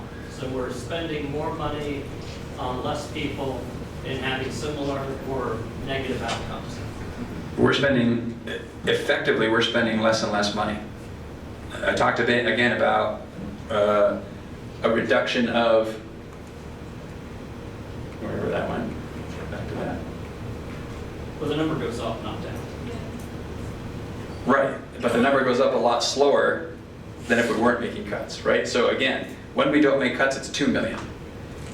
If we assume that same thing here and we reduce spending by $1 million, you could argue that's close to $3 million in reductions we made in 1 year. I think that's quite a lot of reductions. Another $1 million to $1.5 million, I think, is another significant reduction, and that's what we can expect every year going forward while we try to figure this out. We're already not a viable district if you're saying our test scores are going level or not improving. You're going to have to be cutting programs, so therefore you're basically cutting off your nose to spite your face in terms of trying to keep this afloat? It is the concern, like how do we continue to strive to improve outcomes for students knowing that we have these financial realities? We have to figure out where does that money come from? The money has to come from somewhere. I think we agreed earlier, our community is not interested in paying tax penalties. I don't know that those tax penalties are going to go away anytime soon. So we're going to have to find ways to continue to strive to improve outcomes while we have these real financial hardships. And that is the challenge that lies ahead of us. That's what we've been discussing and thinking over for several months now with the community. And that's what we'll be studying further as we go forward. Okay, I want to stop this back and forth dialogue as a moderator. Well, that's fine, then I have a question for... You need to address the question to me, and then I will refer it. So, yes, sir. My and question if that there's other would... people who want to speak, I'm going to give them an opportunity. You may address one more question. Mine? Yes. Has the district looked at merging the district offices so we have a more efficient district office between Vergennes, Middlebury, and this district to reduce costs and try to bring together a unified district in the area, which is what I thought when we were starting to unify, we were actually going to be looking at unifying, not just the local schools. Have we looked into that? Such discussion. I would say that discussion is happening on a lot of different levels. There are merging district offices. If you're essentially still operating 3 multi-million-dollar businesses and you simply merge central offices, I don't know that you've gained any efficiency. If we actually created a unified district, so it was sort of one entity instead of multiple entities still, maybe then there's some efficiency. Those are things that are part of the exploration going forward. Those conversations they're happening in pockets, and part of the exploration is what's the feasibility behind that? What's the process to go that direction? Does it make sense for us? And those conversations are, I think, going to happen. I don't know what the answer is going to be, but I think those are conversations that have to be engaged in multiple communities.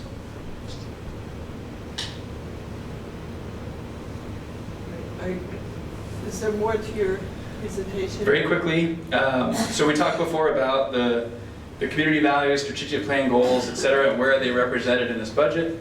We won't go through all of these because we don't have the time, but you can see here I've made a direct connection between the actual description in the lines in the budget that you see and sort of an explanation of what the contents of that line is, and then how that relates to the community values that were identified and the strategic goals, to try and really drive home that idea that there's a direct relationship between this budget, community values, and our strategic plan.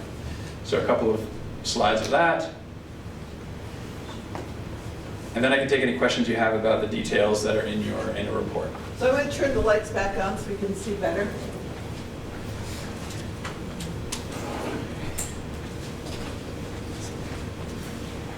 Yes, I see a question. It's more of something that I didn't see in Talk here. really loud. Sorry. So something I didn't see in the book that I wanted to highlight, that is something that you can do on an individualized basis for people to advance themselves in certain areas, or if they're a little behind, to catch up, is at Mount A, I believe it's the independent learning opportunities, guided learning opportunities, and working learning opportunities, which is a really could be specific to the individual's needs. So it may not be an entire class offering, but I know that there are trying to find creative ways to address educational needs. Yes, Mr. Olson. I'll try to speak up this time. I have a question about how our schools we're going to be using the resources reflected in the proposed budget to improve the quality of education offered to our students. But before I sort of come from the dark side on that, I want to say that I really appreciate, the administration, the school board. This is really hard work. It's really, really important work. So I'm certainly thank you for taking up that challenge. Enough, good stuff, right? A bit of context around education quality. The board has adopted, in my opinion, a really excellent policy goal for the academic component of education quality.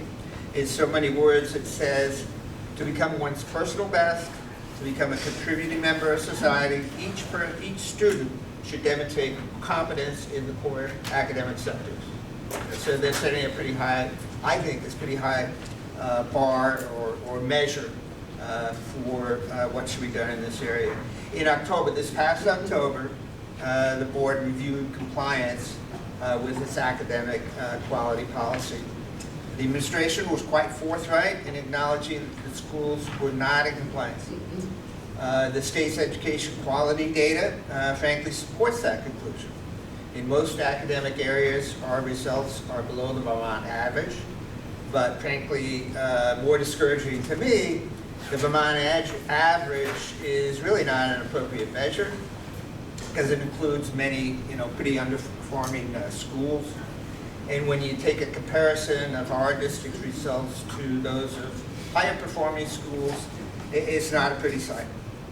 Breakout of the data by household income, obviously it's different, but it shows the same kind of pattern. The board, to its credit, wanted to hear more from the administration about how it would approach improving education quality. So the administration came back the following meeting with an updated plan of correction. The updated plan of correction described in greater detail some of the current programs and initiatives that I think Superintendent Rena has been describing. And the board accepted the plan of correction. The administration may have done it at that point, I wasn't at the meeting, but I know later on has suggested that a timetable of 5 to 7 years or more before the school would be able to comply with the board's academic quality policy. I suspect many parents are not going to be satisfied with the district's plan for improving education quality, given the reality of the time that their kids are going to be spending in the school. And I suspect many taxpayers are not going to be satisfied they're receiving an acceptable level of education value for their tax dollars. So my question is final. Can we expect our schools to show a greater sense of urgency on education quality by committing to offering students at least the opportunity to achieve their personal best academically by the next school year? I think revising curriculum obviously takes time and effort too, but that's the time frame that I'm looking at, and that I think that parents would look at. But second question, by the next annual district annual meeting, how will the community, those who are sitting here, will know that our education leaders have made improving education quality a major priority? Happy to hear your comments. So, Superintendent Green, do you want to get to that? Madam Moderator, I do have a copy of my comments that I'd like to see linked in the minutes if that's appropriate. That may be done.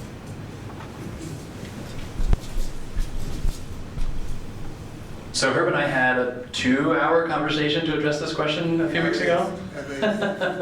So I'm not sure I'll do justice to that 2-hour conversation in the minute or two I should take to respond. There are a number of people sitting in this room that would be able to articulate my desire to make change faster than change often is made. That sense of urgency is something I feel, and it is very real, and that's what led me to report noncompliance. Doing so full well knowing whenever I report noncompliance on a monitoring report to the board, it's a reason for them to fire me. I feel strong enough about our need to improve outcomes for students that risk was secondary to me to create a sense of urgency to make change. as we faced a $1 million reduction in expenses year over year, which is effectively $2 or $3 million in reduced spending, my approach with my administrative team was, yes, we have to make these really hard financial decisions, and I'm convinced that doing less of the same things we've been doing for a long time is probably not an approach to improved outcomes for students. So we made some pretty significant changes to our approach.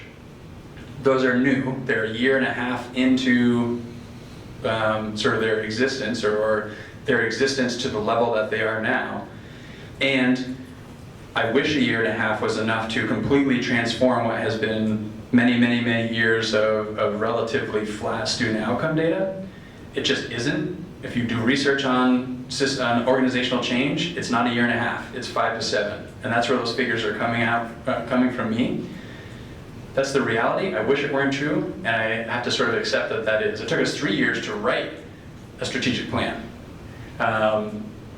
It's going to take some time to implement that well, and we have structures in place to do that well. We're getting great feedback on the focus that having a strategic plan offers us, the supports we can provide for students and for staff around the implementation of that plan. The beauty of it taking 3 years was it's really thorough, and I think is a good plan to move us forward. In 5 years, if we achieve everything that's in that strategic plan, we would write another plan that moves us even beyond that. There is no there. We will never arrive at there. We're going to continue to pursue improved outcomes for students, and I think we're on the path to do that. And it's going to take time, and I wish it didn't. I'm not going to recognize Mr. Ogden again until everybody else who wants to speak has an opportunity to be heard. Ms. Garrett. You know, I would like to posit that, you know, instead of us doubling down on the approaches that we're taking in terms of intensifying math and literacy instruction in a variety of ways, is that we really think about what research shows about how kids learn in environments that allow creativity, more play, for example, the arts. And I know that we try to make data-driven decisions, and I think that maybe somewhere we should maybe look at, because I mean, the data does show that students who are exposed to more arts, students who have more opportunities to play, especially in the elementary grades, do have better outcomes academically. So, I mean, I just have seen over the years that we have just increased, you know, we've insisted on increasing, you know, the math instruction to the detriment often of other programs, you know, middle school math every day and so on and so forth, which I don't know how long ago that was recommended, but it's a number of years now. And that has also had a ripple effect on programming, on scheduling, and so on. It's not yielding the results, from what I can see from the SBAC results. So I don't know, I just feel that maybe we should look at other ways that that stimulate students academically. Yes, it is. Thank you. Deb Rickner-Moncton, also the visual arts teacher at Bristol Elementary School for the past 29 years. To segue right off of that, what she just stated, I was wondering if the board was aware of how scheduling has impacted the arts at Mount Abraham over the past decade. If you went to the last band concert, chorus concert, the band has just been decimated. There's hardly anybody playing instrumental music in the school because of what I understand is scheduling. It has to do with the Hannaford Career Center and kids being, you know, which of course I totally support, but schedule-wise, they're not able to take band, they're not able to take chorus. All of my children had to choose between a language and whether they wanted to play in the band. If they wanted to take French, it was scheduled at the exact same time as band, so they couldn't take French. One of them took Spanish, the other one took French. It was to compete the arts against each other, the languages, the arts, the band, the chorus, to impact the schedule that way is doing exactly what she's talking about. It's taking away the arts. It's usually the arts, oh, well, I can't do band because I have to do math or I have to do this. And it's been proven, I wrote my entire thesis on it, that the arts are core subject areas and students benefit from it. And that really should be taken into consideration, is how other things are impacting the arts on top of all this loss that we have in this district in all areas. Are there other comments, other people who haven't been heard from? Mr. Sharp. So, there is, on the Bristol ballot, there is no one running for the 3-year term to serve on this board. So I'd appreciate it if you write in my name. I decided in the last couple of weeks that that's an appropriate thing for me to do. I bring a pretty extensive knowledge of school finance. I taught for 20 years, and I'm a highly qualified physics teacher. Raised 2 boys, both of whom went here, graduated from Mount Abe, and I think I can, I operate from the premise that most of our money is probably spent pretty well. That doesn't mean it shouldn't be scrutinized more carefully, and I would bring that up. But we are, I believe that the success of our community is measured by the success of our least able students. And so if we raise up our least able students, we raise up our community and we raise up our state. And so I'd appreciate if you'd write in my name on the Bristol ballot. Thank you.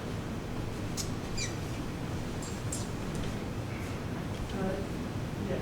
Bob Backlund, Lincoln. In Article 11, of that 4.71% increase per equalized pupil, what's the largest driver, single driver of that? If you could break that out in a pie chart, what's the largest slice of that pie? A percent of a percent, I guess. Superintendent Reed? I guess when I'm having a hard time separating what's the largest pie, largest piece of the pie for the percent increase versus what's the largest piece of the pie in our spending, because they're so connected. And when I think about the pie chart in the presentation, it's not really broken out this way, but you can kind of get the sense that by far the largest piece of the pie is personnel-related expenses, salaries, benefits, etc. Like the number of people we employ is the largest piece.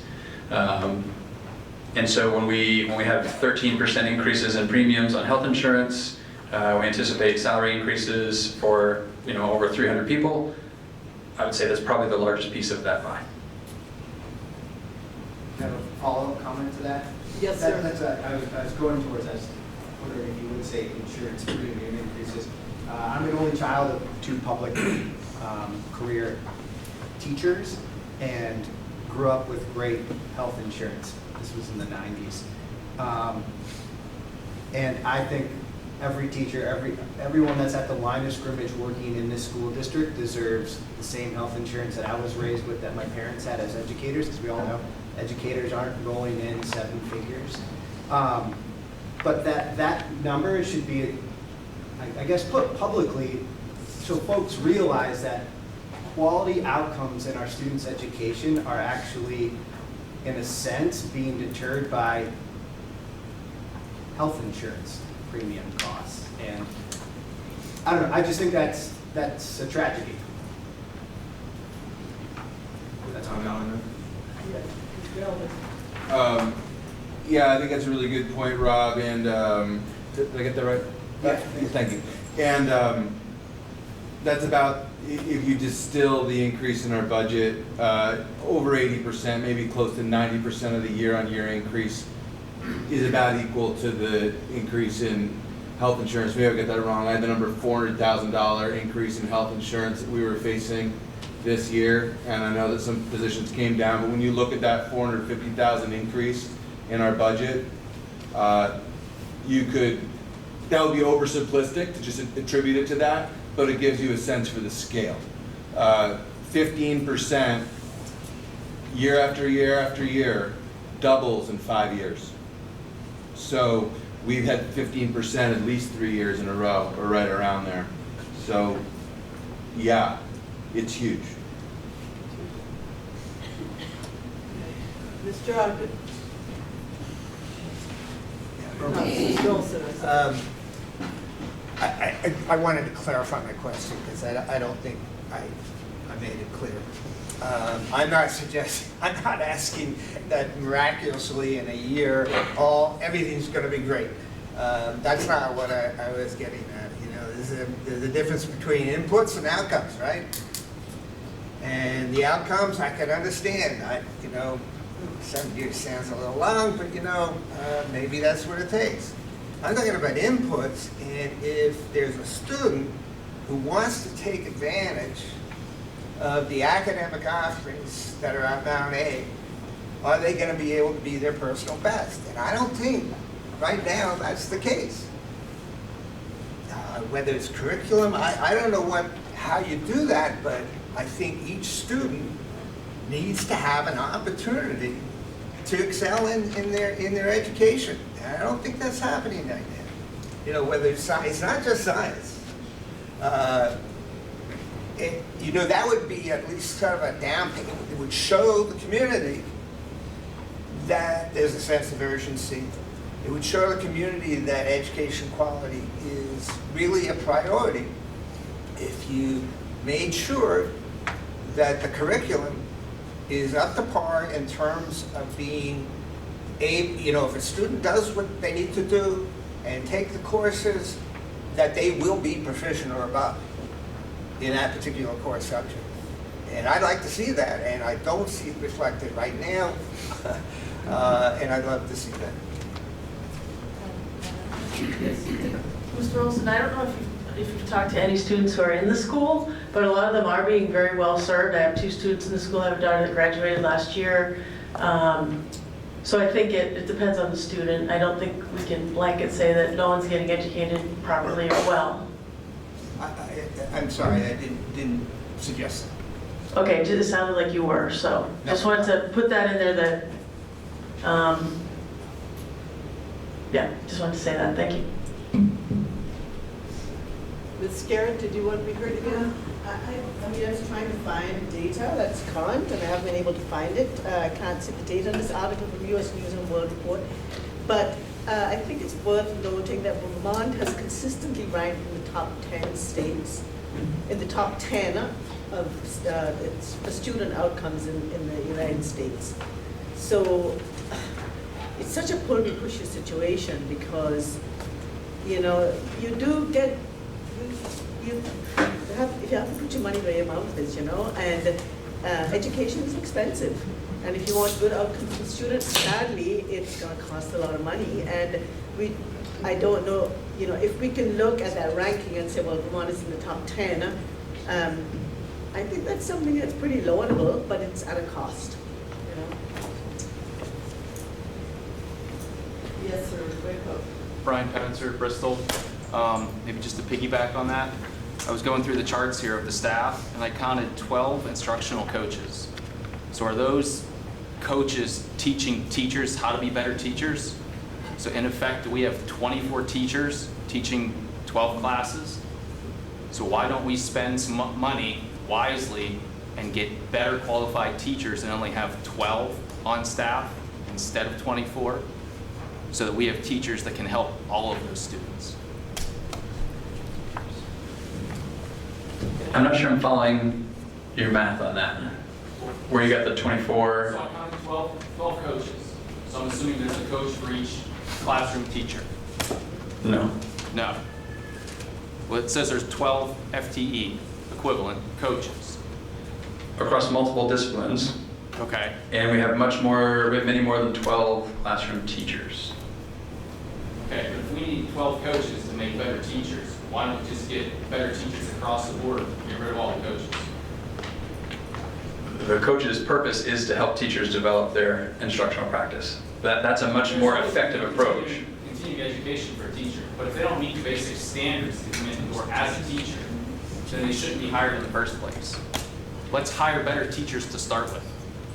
We hire the best teachers that are available when we post positions. That is a very clear message that I send to my administrators. And I think we have evidence of that. We don't hire the cheapest teachers. We hire the best teacher that we can get for the position. And that doesn't mean they're going to be current on best practices, because best practices aren't stagnant. They're evolving. We're continually learning what's best practice. And if we don't have people that are well positioned and staying up on those best practices, supporting the implementation, I don't think we can believe that that's going to lead to improved outcomes for students and transformed instruction. So those are the systems that we're trying to build to ensure that the support is there to strengthen core instruction, and then meet the students' needs that need something beyond core instruction as well. And the coaching, that coaching structure as part of our multi-tiered system of support, there's loads of research that suggests that's very evident. I actually received an article today from February of this year, sort of reiterating that that is one of the most effective practices in teacher growth. Way more effective than sending someone to a 3-day training somewhere and expecting that that's going to come back and revolutionize instruction. So those are the systems we're building, those are the systems we believe in, and that's what we're trying to maintain for supports and systems. Dan, I have a quick response to that. Thank you. Just to respond to that quickly, I want to say that I'm incredibly proud of the work that this school district has done. The coaching and interventionist model is something that I know stemmed from a report from a group, including someone from UVM, Dr. Nate Levinson, and it led up to Act 173 from a couple of years ago, which is going to reshape the way that we receive special education funding. It is going to move to a block funding, and it's incredibly important before making that change to set up the multi-tiered systems of support. This district, and I don't want to talk about, I am in the legislature, our committee is looking at a bill to talk about supports around 173.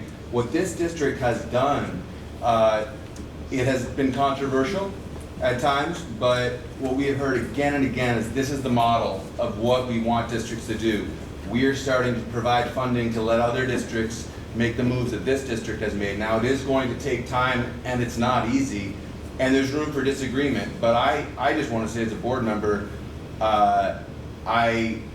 the more that I kind of hear about these things in Montpelier, the more I understand this district has used that extremely important report from 2016, I believe, really as a roadmap, and we are farther down the road to implementing those changes. Given the fact that we're trying to do more with less, given the fact that 173 is coming and we're going to this census block grant, I do believe this district is prepared as well as it can to encounter these changes. So I just want to respond to that because there is a lot of evidence that suggests that the best teachers in the world do better when they have ongoing field-based coaching. And it is not a case where, oh, you're such a good teacher, you're all set, go get it for 20 years. I've never seen anything to suggest that, and so I just want to push back on that because I think our district stands out in the work that we've accomplished. Yes, ma'am. I just want to comment on that as well. I think our teachers deserve all the support they can get, and seeing what teachers have to deal with being emotional and behavioral management, and in terms of that piece and not just teaching, I appreciate that support they can get through other places. I would be in support of, it's not just they have a teaching license so now they know how to teach this to kids. There's so much else they're doing with the needy kids that are coming in, and trying to manage all of that, and so I appreciate that they're getting support and they deserve that. Can you state your name and town? Elizabeth Lewis from Bristol. Can I make one more comment as well? I also wanted to say my appreciation for attempts to equalize the range of class sizes across the schools, because I am for keeping as many schools for as long as possible open that we can in these communities. However, I am concerned with class size, particularly at the largest schools, then being a ratio higher than that, having a student in a high class size, so I appreciate that being factored in and considered, so thank you. Yes, ma'am. Courtney Panther, Bristol. I just want to piggyback on actually a bunch of different comments. As far as teacher support, I taught in Pennsylvania at 3 different schools, one being a public school. We had a mentor on site. We didn't hire 12 extra coaches to teach us how to be teachers, but we had a mentor that was a teacher that had been there longer than us. And we had weekly or bi-monthly meetings on our curriculum, our instruction on how to do better for our students. I also take CE credits, 180 every 6 years for Pennsylvania and 3 classes every 3 years for Vermont. Plus having higher degrees to make myself better for my students. It's not something that we go in as teachers. For all of us that are teachers sitting here, you don't just wake up one day and go, I think I'll be a teacher and not have a passion for it. I wouldn't be sitting here right now if I didn't have the passion for my college students and my future high school students and my past high school students. So I don't think that what my husband said about those 12, I think you have to have the best teachers you can. And sometimes, and I've seen it, that teachers are there because they don't know what else to do if they're not a teacher. I have friends that have retired and then went back to be substitute teachers because they don't know what their life is without teaching. So I don't think what he is saying is, and what some other people are saying about the cost of education and relating to the best outcome we can for our students. But again, what Mr. Olson said, 7 years is too long, because what happens to the students between now and 7 years? We're saying, oh, well, this one's fell through the cracks, but we'll catch up later. Every year I see it at UVM, these kids aren't getting better. And I'm sorry, 33% proficient in math 2019 and 46% proficient in reading for Mount Abe, that's not acceptable. Mr. Bernstein? Thank you. Does this board ever feel it's within their job description or purview to discuss the problems that you face in financing with the state?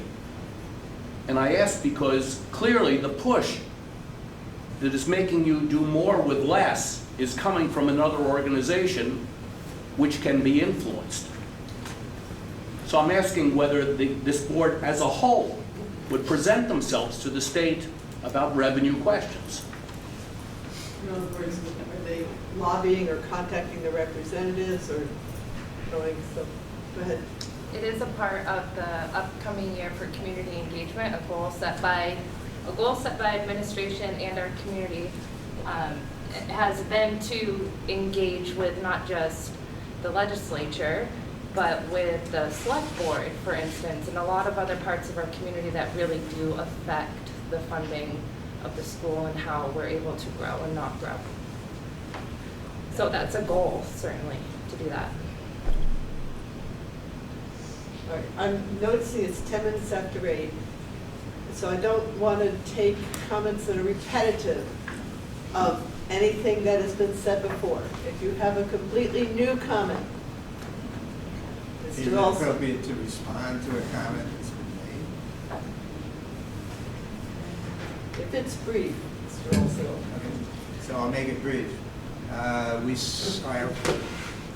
proposed equalized cost per pupil is 18.5 something. I heard a suggestion that, or at least maybe I misinterpreted, but we got to pay more if we want to get a quality education. Might help, but Champlain Valley has an equalized cost per pupil of 16 something. Mount Mansfield, similar. Middlebury, around the same cost per pupil, but I think they do a lot better. So we've done a pretty good job in Vermont of equalizing funding issues. Now it's the job to try to equalize education quality issues between towns like ours and some of the wealthier towns.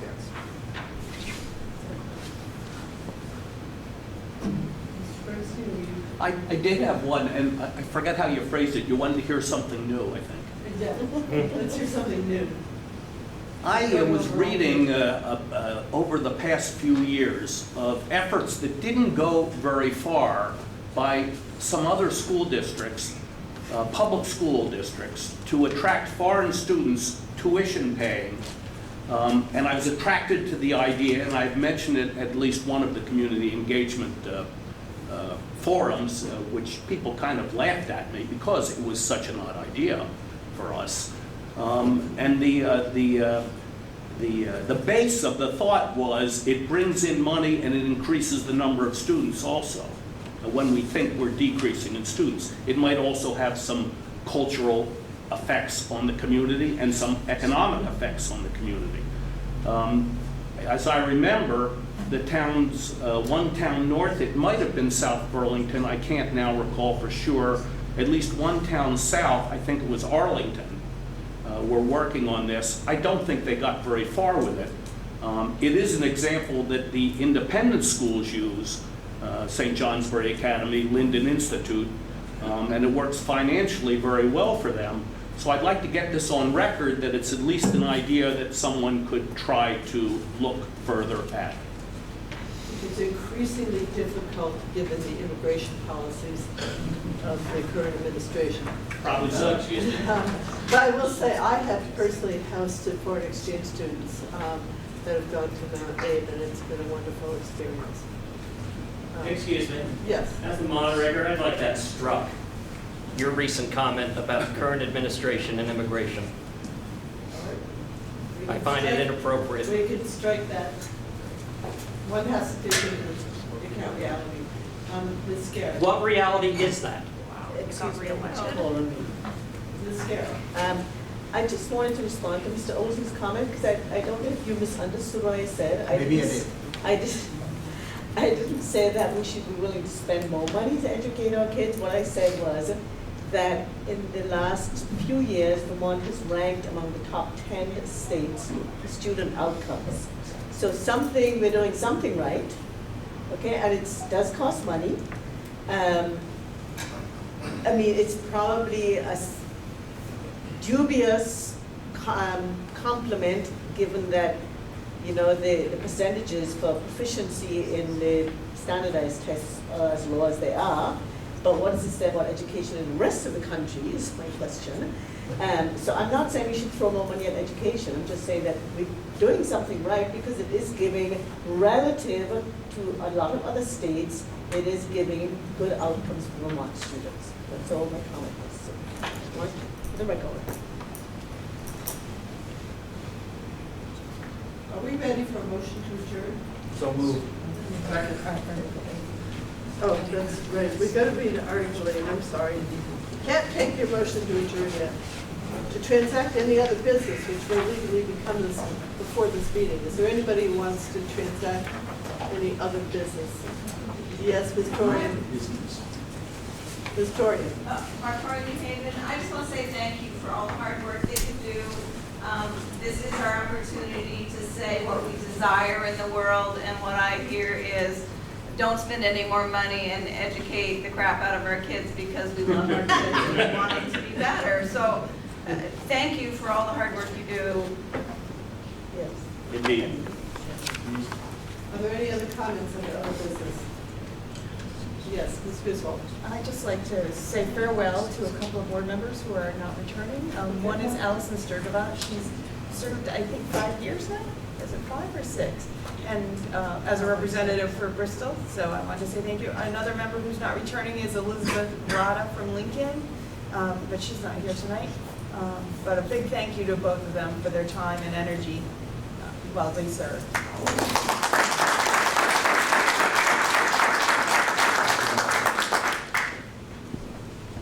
Anybody else have any comments under Article 8? All right. So, a motion to adjourn until 7 a.m. on March 3rd, when the people will actually vote on Articles 10 and 11. You take that motion? I'll move that. Okay, Ms. Bernstein? Is there a question? Did you actually vote on Article 11? No, we can't vote on it. We don't vote on that? Okay, No. this is all. Those are the ones Okay, that are Australian. so we don't do anything about that? Those are your ones. No, but That's third. okay. You Oh, can't it's vote just on either. Discuss. Was there a second to the motion to adjourn?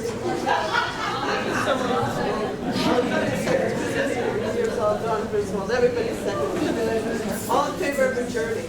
Aye. All opposed, say nay.